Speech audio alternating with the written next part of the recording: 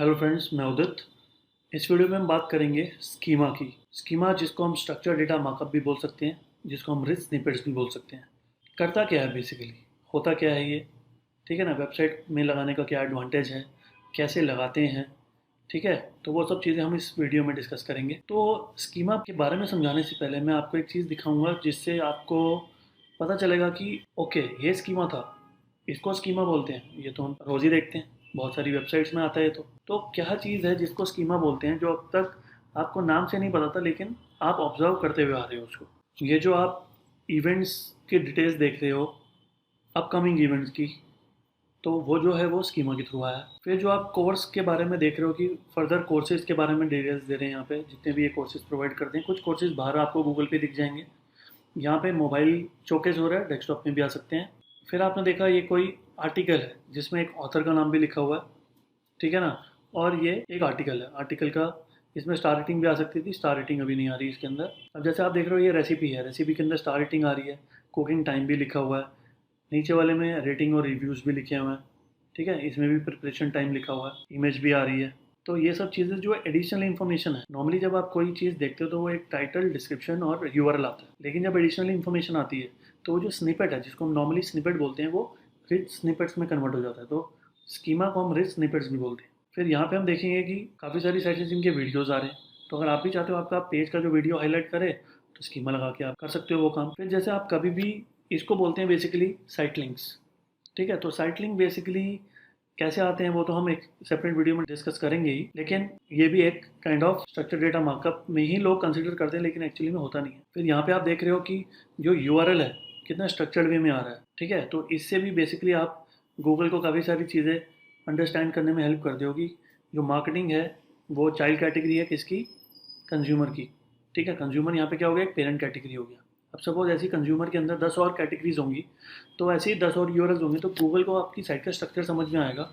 और स्ट्रक्चर जब गूगल को समझ में आ जाएगा, तो ये जो आपका जो साइट लिंक्स हैं, जिसको मैं बोल रहा हूँ ये एक स्कीमा नहीं है, लेकिन गूगल को अगर आपकी वेबसाइट का स्ट्रक्चर समझ में आ जाएगा, तो जितना बेटर आप समझाओगे गूगल को, साइट लिंक्स आने के चांसेस उतने बढ़ जाएंगे, अदरवाइज नहीं आएगा, ठीक है। फिर आप यहाँ देखो कि बहुत सारी जो ई कॉमर्स साइट्स होती हैं जिनकी साइट के अंदर सर्च बार होता है, ठीक है, या अदरवाइज डायनेमिक साइट्स जो होती हैं, तो उसके अंदर सर्च बार आता है। लेकिन अगर आप चाहते हो कि गूगल बाहर भी दिखाए, जिस स्कीमा से होगा, फिर आप देखते हो बहुत सारी कंपनीज का जब नाम डालते हो, तो नाम डालने से जो साइट आती है उसमें साइट लिंक्स तो आते ही हैं, लेकिन राइट साइड में देखोगे तो कंपनी की डिटेल्स भी आती हैं।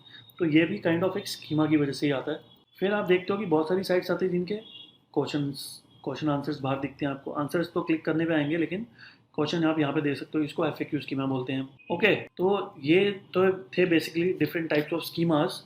अब हम डिस्कस करते हैं कि स्कीमा एक्चुअली में होता क्या है इस टर्म का मतलब, क्यों बनाई है ये, ठीक है।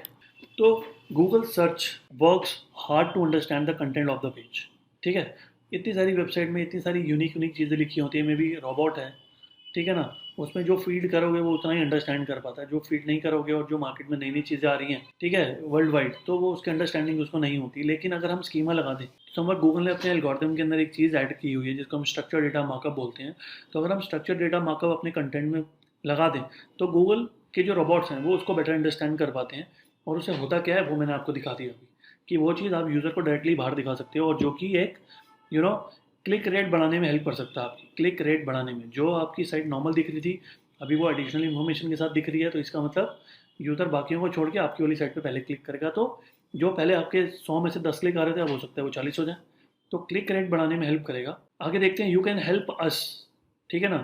गूगल बात कर रहे हैं यहाँ पे। यू कैन हेल्प गूगल और any search engine providing explicit clues about the meaning of a page to Google by including structure data on the page. तो बेसिकली आप हर एक चीज़ समझा रहे हो। जैसे मेरी वेबसाइट में लिखा है एक्सपर्ट ट्रेनिंग इंस्टीट्यूट, या सपोज लिखा डिजिटल मार्केटिंग कोर्स, तो उसको नहीं पता कि डिजिटल मार्केटिंग कोर्स, उसके लिए सिर्फ 3 वर्ड्स हैं।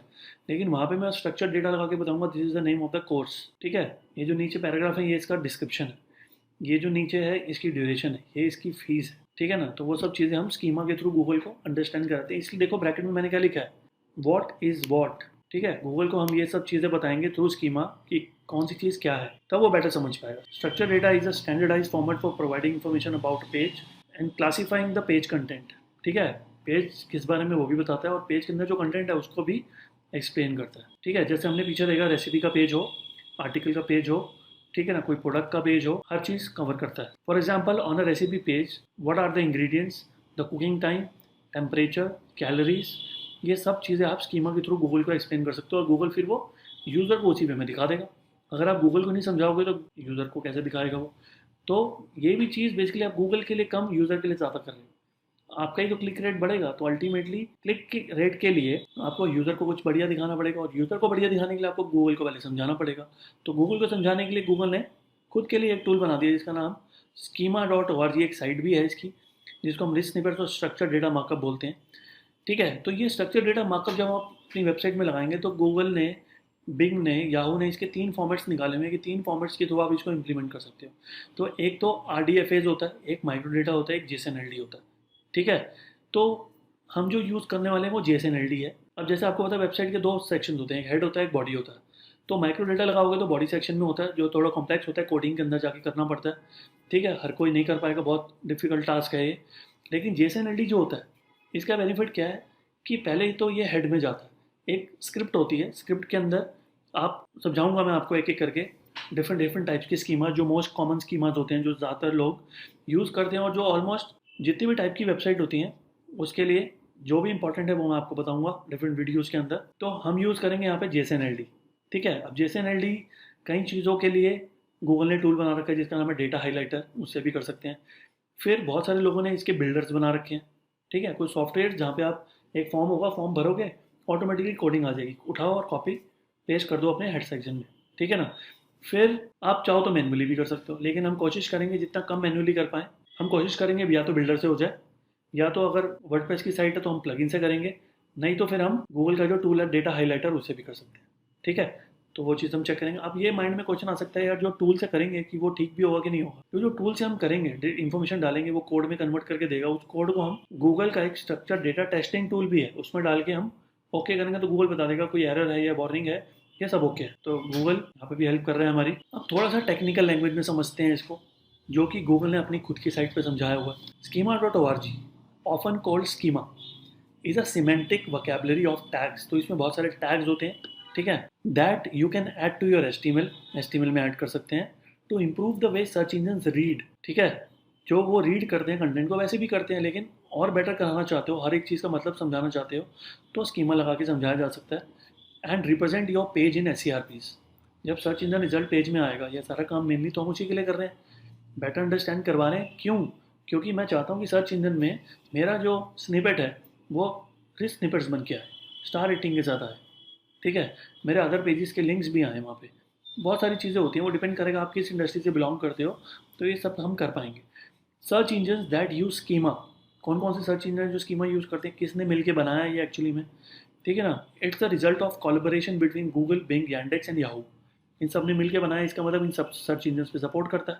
तो अगर आप इंडिया की बात करें तो अगर आप एक बार बना लें तो गूगल में भी चलने वाला, बिग में भी चलने वाला और याहू में भी चलने वाला, और यहाँ पे ये यूज़ होते हैं, ज़्यादातर गूगल यूज़ होगा तो कोई इशू नहीं है। To help you provide the information their search engines need, मतलब यूज़र, मतलब एडवर्टाइजर की हेल्प कर रहा है टू प्रोवाइड, कि आप गूगल को, सर्च इंजन्स को इन्फॉर्मेशन वो वाली प्रोवाइड कर पाओ जैसे कि वो चाहते हैं और जैसे कि वो बेटर समझ सकते हैं। तो इसलिए स्कीमा बना हुआ है। ठीक है ना, to help you provide the information their search engines need, चाहे गूगल हो, बिंग हो, याहू हो, इंडेक्स हो, need to understand your content and provide the best result possible at this time. ठीक है, तो अगर आप स्कीमा लगाओगे तो उनमें भी पैदा हो सकता है। Adding schema markup to your HTML improve the way your page displays in SERP, तो उसकी लुक एंड फील भी चेंज हो जाएगी। तभी तो मैं बोल रहा था कि क्लिक रेट बढ़ जाएगा। फिर schema.org vocabulary can be use with different encodings, जैसे यहाँ पे आ गया RDFA, माइक्रोडेटा एंड JSON-LD। तो मैंने बताया कि हम JSON-LD को ज़्यादा फोकस करेंगे। These vocabularies cover entities, relationships between entities and actions and can be extended through a well documented extension model। तो थोड़ा सा कॉम्प्लिकेटेड है, पर कोई इशू नहीं है इतना डिटेल में जाने की। कन्वीनियंट तरीका बता रहा हूँ आपको, क्या आपको चाहिए, कैसे होगा, क्या करने से होगा, ये 3 स्टेप हम कर लेंगे। ठीक है, उतना जाने की ज़रूरत नहीं है इन डेप्थ, इतना उनको, उनकी कॉम्प्लिकेशन को समझने की ज़रूरत नहीं है। सिर्फ आपने ये समझ लिया कि जो आप करने वाले हो उससे होने क्या वाला। अगर आपको वो चाहिए तो जो मैं आपको कराऊंगा आगे वो आपको करना है, और जैसे कराऊंगा ऑब्वियसली मैं इजी वे से कराऊंगा, आपको कन्वीनियंट वे से कराऊंगा, सो दैट कि कोई भी जिसको टेक्निकल नॉलेज बिल्कुल भी नहीं है वो भी कर पाएगा, ईजिली कर पाएगा। और बहुत सारी साइट जो करती नहीं है, आप अपनी वेबसाइट में करोगे। आपका आएगा स्ट्रक्चर डेटा मार्कअप, आपकी वेबसाइट की रैंक इंप्रूव होगी, आपका CTR बढ़ेगा। ठीक है, ये सब करने से। तो over 10 million sites use schema.org। लेकिन 10 मिलियन क्या होता है? 1 crore. 1 million is 10 lakh, 10 million is 1 crore. Sites कितनी है वर्ल्ड वाइड? 200 तो कंट्रीज हैं। तो 10 मिलियन तो कुछ भी नहीं है। और आपकी इंडस्ट्री में आप चेक करोगे तो हो सकता है कोई भी यूज़ नहीं कर रहा। क्यों नहीं कर रहा? मे भी शायद पता ही नहीं उनको कैसे यूज़ करते हैं, और ये भी होता है कुछ। ठीक है ना, कभी उतना ध्यान नहीं दिया उन्होंने। The schemas are a set of types. अब इसके अंदर जैसे मैं बोल रहा हूँ कि अब जैसे मैं एजुकेशनल ऑर्गेनाइजेशन हूँ तो मेरा भी एक टाइप है। ठीक है, फिर एक स्कूल कॉलेज है, उसका भी एक टाइप है। अब स्कूल में भी प्राइमरी स्कूल है, सेकेंडरी स्कूल है, एक प्ले स्कूल भी है। ठीक है, यूनिवर्सिटीज़ भी हैं, इन सब के अलग अलग टाइप्स है। फिर एक डॉक्टर में आ जाओ तो डेंटिस्ट का अलग टाइप होगा, नॉर्मल फिजिशियन का अलग हो सकता है। फिर AC रिपेयर वालों का अलग हो सकता है, ऑटो रिपेयर वालों का अलग हो सकता है, AC सर्विस वालों का अलग हो सकता है। तो ऐसे बहुत सारे टाइप्स गूगल ने बनाए हुए हैं। और टोटल मिला के कितने टाइप्स हैं? 829 टाइप्स। बहुत बहुत ज़्यादा है। हमारी साइट तो सिर्फ एक ही चीज़ पे बनी हुई है। सर्विस दे रहा हूँ तो सर्विस ही दे रहा हूँ। E-कॉमर्स है तो प्रोडक्ट ही है। अब प्रोडक्ट का जो टाइप है वो तो प्रोडक्ट ही रहेगा ना, चाहे आपके 1 करोड़ प्रोडक्ट क्यों ना हो। ठीक है। और 1351 प्रॉपर्टीज हैं। जैसे मैं बात तो प्रोडक्ट की कर रहा हूँ, लेकिन प्रोडक्ट के अंदर उसका नाम होता है, उसका डिस्क्रिप्शन होता है, उसका प्राइस होता है, उसके रिव्यूज़ होते हैं, उसकी अवेलेबिलिटी होती है। ठीक है ना, वो न्यू है कि रिफर्बिश्ड है कि ओल्ड है, वो सब होता है। तो बहुत सारी जो डिटेल्स होती हैं प्रोडक्ट की, टाइप की, उसको हम प्रॉपर्टीज़ बोलते हैं। जैसे एजुकेशन ऑर्गेनाइजेशन हूँ मैं, वो तो टाइप हो गया। पर मेरा जो नाम है वो एक प्रॉपर्टी है, मेरा जो डिस्क्रिप्शन लिखूंगा मैं वो एक प्रॉपर्टी है। ठीक है ना, फिर मेरा जो मैं क्या प्रोवाइड करता हूँ कोर्स, वो भी एक प्रॉपर्टी है। कौन कौन से कोर्स, वो भी एक प्रॉपर्टी है। तो बेसिकली इसको अगर हम समझे ना, तो कुछ ऐसा हो सकता है कि जैसे ये एक मेन्यू है, मेन्यू के अंदर ये है सर्विसेज। तो ये एक टाइप हो गया सर्विसेज में। मैंने लिखा SEO, PPC, सोशल मीडिया। ये सर्विसेज के हिसाब से देखोगे तो प्रॉपर्टीज हो गई। लेकिन SEO जो है, SEO के अंदर फिर है on page SEO, of page SEO, page speed, फिर आपका गूगल पे master tools, SEO tools, SEO plugin, ऐसे बहुत सारी चीज़ें। तो आपने देखा सर्विसेज के लिए तो ड्रॉप डाउन में था SEO, PPC, SMO। तो इसके लिए ये तीनों प्रॉपर्टीज़ हो गई। लेकिन SEO के अंदर जो आगे चीज़ें हैं वो उसके लिए प्रॉपर्टीज़ हैं। और जिसके अंदर भी सब प्रॉपर्टीज़ होती हैं आगे, वो खुद में एक टाइप भी होता है। तो कहने का मतलब है यहाँ पे एक सर्विसेज भी टाइप में आएगा और SEO भी टाइप में आएगा। सर्विसेज टाइप में क्यों आएगा? क्योंकि उसके नीचे प्रॉपर्टीज़ हैं। SEO टाइप में क्यों आएगा? क्योंकि उसके आगे भी सब प्रॉपर्टीज़ हैं। तो प्रॉपर्टीज़ जो हैं 829 है, लेकिन जो 1351 प्रॉपर्टीज़ हैं उसके अंदर भी कई टाइप्स हो सकते हैं। तो वो हम अंडरस्टैंड करेंगे एक करके, नहीं तो उतना डीप में जाने की ज़रूरत नहीं है, क्योंकि जो हमें चाहिए वो तो हम टूल से, पेज बिल्डर से, प्लगइन से कर ही लेंगे। लेकिन स्टिल मैं आपको अंडरस्टैंड करवाऊंगा। अब कौन कौन सी स्कीमर्स है जो कॉमनली यूज़ होते हैं? तो पहला तो है बुक्स।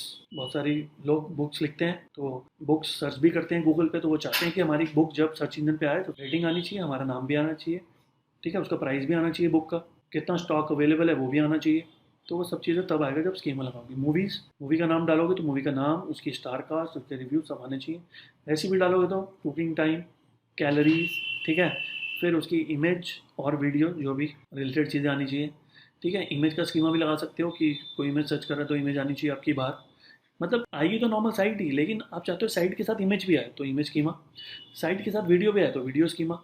इवेंट, अब इवेंट क्या होता है बेसिकली? जैसे डांस इवेंट्स, कॉमेडी इवेंट्स, ऐसे एजुकेशनल इवेंट्स भी होते हैं, सेमिनार्स होते हैं। तो बेसिकली जैसे मैं अपनी बात करता हूँ कि जैसे अगर मैं एक डिजिटल मार्केटिंग में सेमिनार करता हूँ, ठीक है, तो सेमिनार के बारे में जब मैं अपने पेज में मेंशन करूँगा तो मैं चाहता हूँ कि वो सेमिनार लोगों को दिखे गूगल के सर्च इंजन पे, जब वो सर्च कर रहे हैं डिजिटल मार्केटिंग कोर्स या कुछ भी सर्च कर रहे हैं जिससे मेरा पेज आ रहा है, और वहीं पे पेज में नीचे दिखा रहा है digital marketing seminar on this particular date. तो प्रमोट करने का बहुत अच्छा तरीका है। तो एजुकेशनल सेमिनार्स भी हो सकते हैं, डांस सेमिनार्स भी हो सकते हैं, कोई भी परफॉर्मेंस सेमिनार हो सकते हैं। ठीक है, म्यूजिक सेमिनार्स भी हो सकते हैं, थिएटर्स भी हो सकते हैं। फिर ऑर्गेनाइजेशन, जिसने वेबसाइट बना ली वो ऑर्गेनाइजेशन हो गया।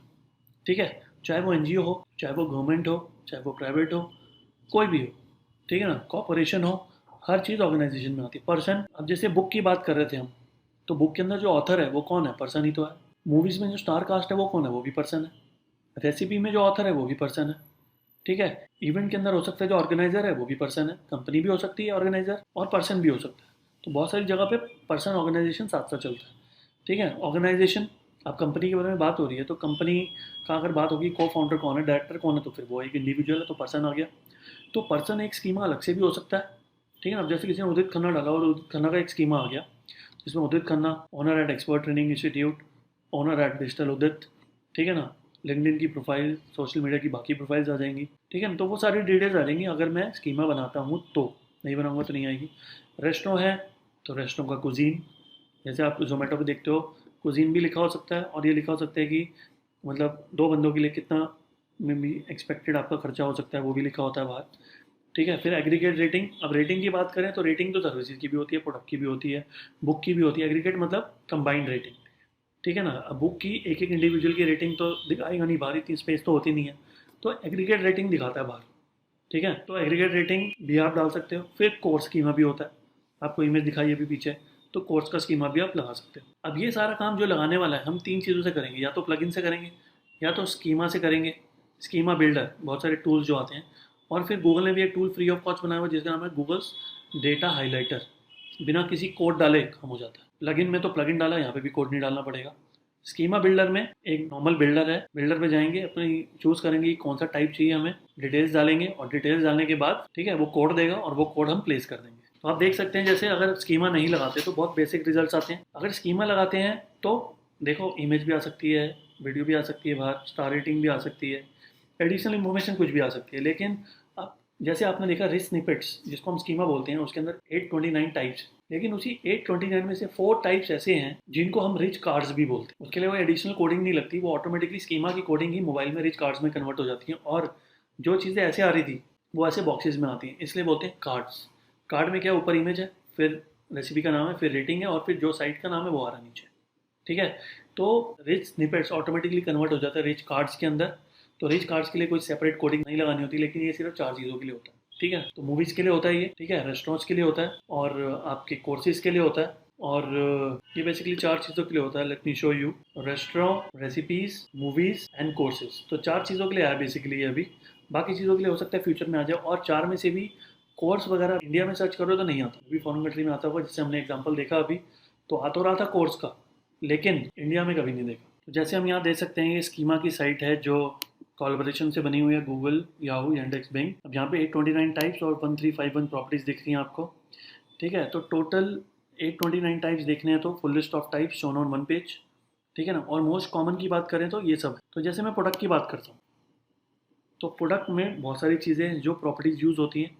ठीक है, audience, award, brand, category, colour, depth, GTIN number, ठीक है ना, उसकी height, logo, material, offers, offer का मतलब price, purchase date, release date, product ID, production date, SKU, weight, width. तो ये काफ़ी सारी चीज़ें हैं जो हम लगा सकते हैं, लेकिन सारे लगाते नहीं हैं। और भी बहुत सारी चीज़ें हैं देखो यहाँ पे। तो अब यहाँ पे मैंने इसको कैसे समझा, तो जब मुझे फर्स्ट टाइम पता चला तो फिर मैं आया schema.org पे, और जब मैं आया तो गूगल ने बहुत अच्छी चीज़ दी हुई थी मुझे, एग्जाम्पल्स। तो एग्जाम्पल में जैसे हम इसकी बात करते हैं, जैसे ये एग्जाम्पल है, जैसे आपको दिख रहा है कैनमोर वाइट 17 इंचेस माइक्रोवेव।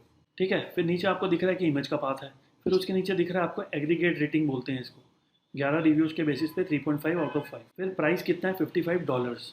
फिर अवेलेबिलिटी क्या है, इन स्टॉक। फिर प्रोडक्ट डिस्क्रिप्शन दे दिया। फिर कस्टमर रिव्यूज़ 1 बाय 1 आ रहे हैं, जो 11 लोगों ने दिए हैं उसमें से 2 का दिखाया हुआ है, एक ने 1 आउट ऑफ 5 दिया, एक ने 4 आउट ऑफ 5 दिया। ठीक है, तो ऊपर वाला नॉट अ हैप्पी कैंपर लिख रहा है, नीचे वाला लिख रहा है वैल्यू परचेज। ठीक है, great microwave for the price. तो ये सब चीज़ें तो हम HTML में लिखा होगा, ये तो गूगल पढ़ ही रहा है, लेकिन इसको बेटर कैसे समझा सकते हैं, तो मैंने बताया था 3 तरीके होते हैं, माइक्रो डेटा, RDFA और JSON-LD। तो हम कौन सा यूज़ करने वाले हैं, JSON-LD, जो थोड़ा कन्वीनियंट है, लेकिन अभी समझने के लिए माइक्रो डेटा से समझे। अब वो जो छोटा सा कोड था वो देख रहे हो कितना बड़ा हो गया। तो अब क्या करना है हमने, अब यहाँ पे आपने देखा कि बात हो रही थी माइक्रोवेव की, और माइक्रोवेव आपको पता है एक प्रोडक्ट है। तो यहाँ पे जो टाइप यूज़ हुआ है, और टाइप जब भी यूज़ होता है कुछ ऐसा यूज़ होता है, आइटम स्कोप, आइटम टाइप, और पूरा आता है URL schema.org/प्रोडक्ट की बात हो रही है। तो ये तो टाइप हो गया, टाइप। फिर इसको हम ऐसे ले सकते हैं, सपोज एग्जांपल लेते हैं चलो।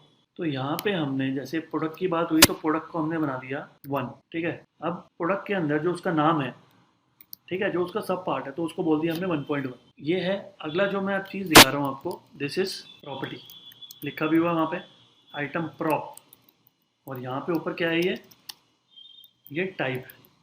तो बात हो रही है, तो स्टार्ट हमेशा स्कीमा टाइप से ही होता है कि किस चीज़ का स्कीमा लगाना है, तो टाइप हो गया। अब सबसे पहले हम बात कर रहे हैं उसका नाम क्या है। ठीक है, फिर हम बात कर रहे हैं, इमेज का पाथ दिख रहा है तो इमेज की बात कर रहे हैं। ठीक है, इमेज के बाद हम बात कर रहे हैं रेटिंग की, और रेटिंग आपने देखा वो सिंगल सिंगल रेटिंग तो बाद में है, पहले है एग्रीगेट रेटिंग। ठीक है, अब एग्रीगेट रेटिंग अगर मैं प्रोडक्ट के हिसाब से देखूँ तो उसके लिए तो प्रॉपर्टी है, क्योंकि उसी के बारे में तो किसकी रेटिंग है, प्रोडक्ट की रेटिंग है। तो प्रोडक्ट का पार्ट ही माना जाएगा। जैसे नाम होता है प्रोडक्ट का, डिस्क्रिप्शन होता है प्रोडक्ट का, प्राइस होता है प्रोडक्ट का, इमेज होती है, वैसी रेटिंग भी होती है। तो यहाँ पे जो एग्रीगेट रेटिंग है, ठीक है, जो 1.3 है, वो देखने में तो क्या है, एक प्रॉपर्टी है। एक प्रॉपर्टी अगर प्रोडक्ट के हिसाब से देखूंगा, लेकिन इसके अंदर भी कुछ सब टाइप्स होते हैं। जैसे rating value, review count. Rating value कितनी है, 3.5। रिव्यू काउंट कितना है, 11। ठीक है, तो जिसके अंदर सब पार्ट्स हो जाते हैं वो खुद में टाइप भी बन जाता है। तो ये जो प्रॉपर्टी है, ये खुद में एक टाइप भी है। और जिसके अंदर टाइप होते हैं, ठीक है, वो ऐसे लिखा जाता है। जैसे 1.3 के अंदर फिर सब पार्ट्स आ गए, तो 1.3.1 क्या आएगा यहाँ पे, रेटिंग वैल्यू, इसका पार्ट हो गया। तो फिर ये आपकी प्रॉपर्टी हो गई। और ये जो मैं अगला लिखने वाला हूँ यहाँ पे 1.3.2, ये भी प्रॉपर्टी हो गई। अब मैं बात कर रहा हूँ रिव्यू काउंट की। और ये जो दोनों प्रॉपर्टीज़ हैं, ये किसके अंडर आ रही हैं, ये आ रही है यहाँ पे एग्रीगेट रेटिंग के अंदर। ये आ रही है एग्रीगेट रेटिंग के अंदर, ठीक है। और ये जो दोनों है, ये इसका पार्ट है। और यहाँ पे बात हो रही थी ऊपर प्रोडक्ट की, तो यहाँ पे प्रोडक्ट की बात हो रही है और ये सब प्रोडक्ट की बात हो रही है। लेकिन बीच बीच में कई चीज़ें ऐसे आएंगी जो प्रॉपर्टी के साथ टाइप भी है, ठीक है, फिर उसके अंदर की प्रॉपर्टीज़ हो गई, ठीक है, अंडरस्टूड। अब 1.3 के अंदर तो इतना ही है। अब 1.4 की बात करते हैं। 1.4, तो 1.4 के अंदर मैं यहाँ पे लिख रहा हूँ ऑफर्स, तो ये भी प्रॉपर्टी हो गई। अब प्रोडक्ट है तो ऑब्वियसली प्राइस तो होगा उसका, ठीक है। अब ऑफर के फिर सब पार्ट्स होते हैं। ऑफर के अंदर पहला होता है प्राइस करेंसी, तो ये अब प्रॉपर्टी चल रही है ऑफर के अंदर, ठीक है। उसके अंदर एक और प्रॉपर्टी किसकी, प्राइस की।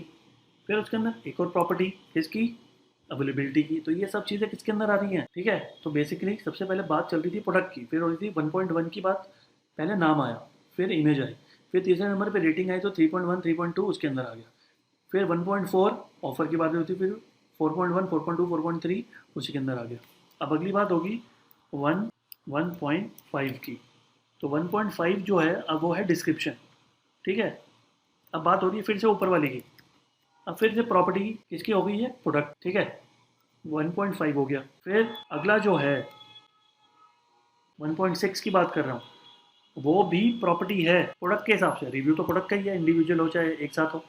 लेकिन ये जो प्रॉपर्टी है, इसके अंदर अपने भी कुछ सब टाइप्स हैं, अपनी फिर फर्दर प्रॉपर्टीज हैं इसके अंदर। तो कई चीज़ें प्रॉपर्टी भी होती हैं और टाइप भी होती हैं। जैसे आपने ऊपर भी देखा, ऑफर प्रॉपर्टी भी था और टाइप भी था। फिर आपने ऊपर देखा एग्रीगेट रेटिंग प्रॉपर्टी भी था और टाइप भी था, ठीक है ना। यहाँ पे सिर्फ टाइप की बात हो रही है। फिर यहाँ पे प्रॉपर्टी टाइप दोनों, प्रॉपर्टी टाइप दोनों, फिर प्रॉपर्टी टाइप दोनों। तो यहाँ पे जो 1.6 है, मतलब जो रिव्यू की बात कर रहा हूँ, वो प्रॉपर्टी भी है और टाइप भी है, ठीक है। जैसे मैंने 1.4 की बात करी, वो प्रॉपर्टी भी है और टाइप भी है। फिर 1.3 की बात करी, वो भी वही था। तो कई चीज़ें आप देख रहे हो प्रॉपर्टी के साथ टाइप भी है। अब यहाँ पे आप देखो 1.6.1 किसके लिए आएगा, ये नेम के लिए। 1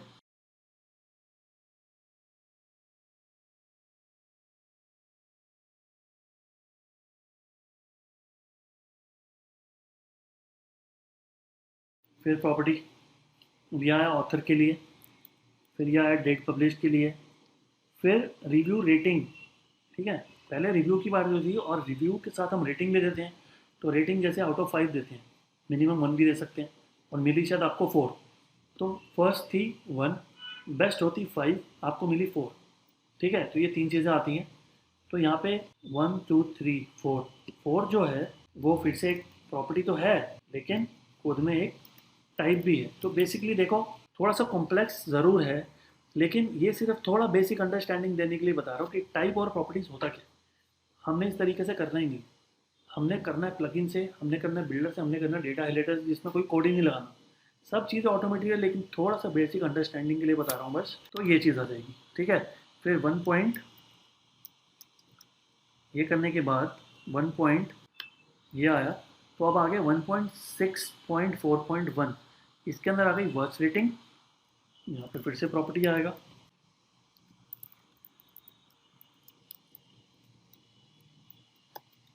फिर प्रॉपर्टी आएगा और फिर प्रॉपर्टी आएगा।